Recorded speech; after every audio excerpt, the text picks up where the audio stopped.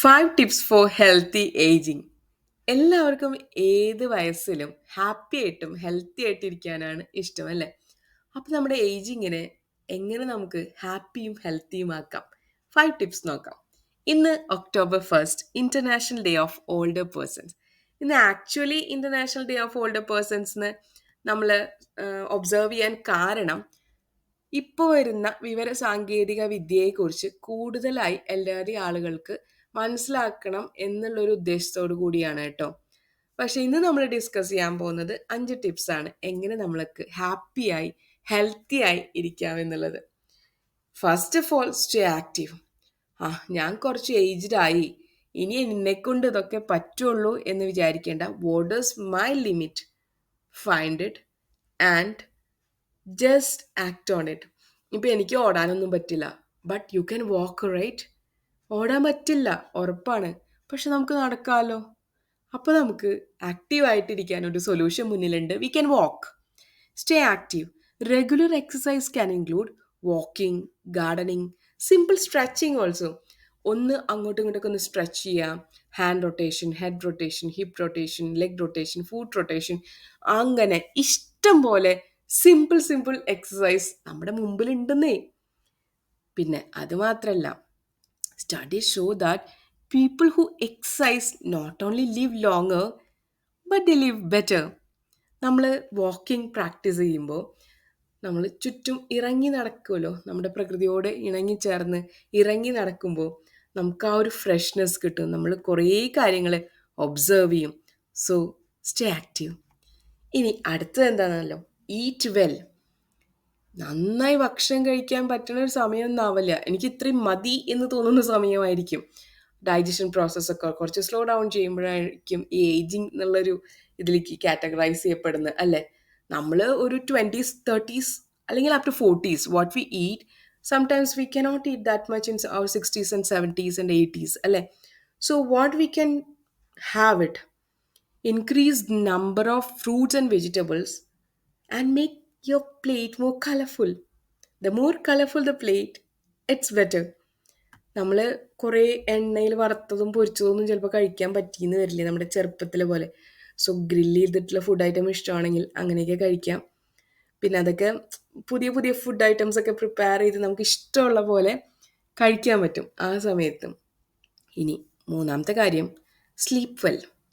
ഉറക്കം കുറവാണ്, പൊതുവേ കേൾക്കുന്ന കാര്യമാണ്. എനിക്ക് ഉറക്കം കുറവാണ്.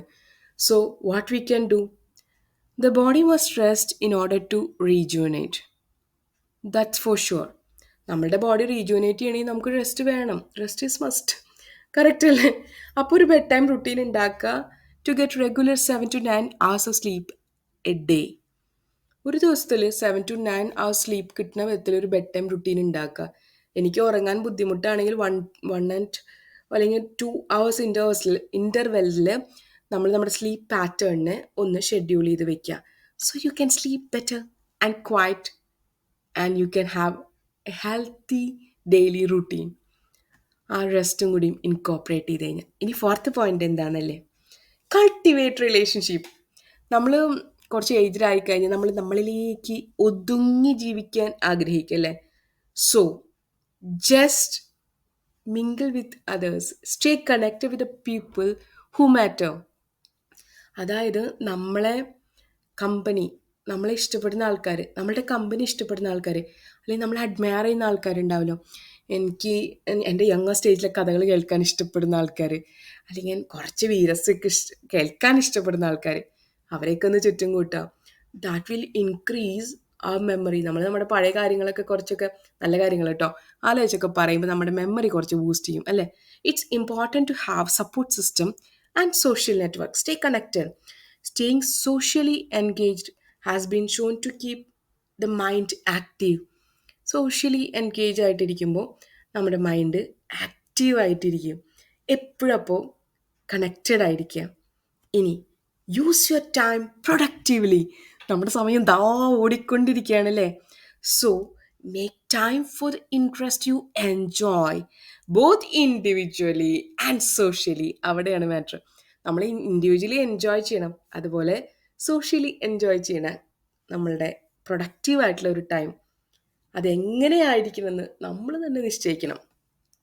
Scheduling these activities will ensure they are done. നമ്മൾ ആക്ടിവിറ്റീസ് ഒക്കെ ഷെഡ്യൂൾ ചെയ്ത് വെക്കും. നമ്മൾ നടക്കാൻ പോകണം, നമ്മൾ യോഗ ചെയ്യണം, അല്ലെങ്കിൽ നമ്മൾ ചിലർ 60-സിലും ഇപ്പോൾ 50-സിലും നമുക്ക് ഇഷ്ടമുള്ള സ്പോർട്സ് പഠിക്കുന്നവരുണ്ട്. നമ്മൾക്ക് ചില ആക്ടിവിറ്റീസ് ഇൻകോപ്പറേറ്റ് ചെയ്യുന്നവരുണ്ട്. ഡാൻസ് ആവട്ടെ, പാട്ടാവട്ടെ, ഏത് ഏജിലും എന്ത് വേണമെങ്കിൽ ഇപ്പോൾ പഠിക്കാം അല്ലേ. ഇപ്പോൾ കുട്ടികൾക്കുള്ള ക്ലാസ് പോലെ തന്നെ സീനിയേഴ്സിനുള്ള ക്ലാസ്സസും ഉണ്ട്. So engage in those activities and make sure these are done എന്നുള്ളത്. പിന്നെ വോളണ്ടിയർ ചെയ്യാട്ടോ ചില കാര്യങ്ങൾ. ഞാനത് ചെയ്യാം എന്ന് പറഞ്ഞ് ഏറ്റെടുത്ത് ചെയ്യാം.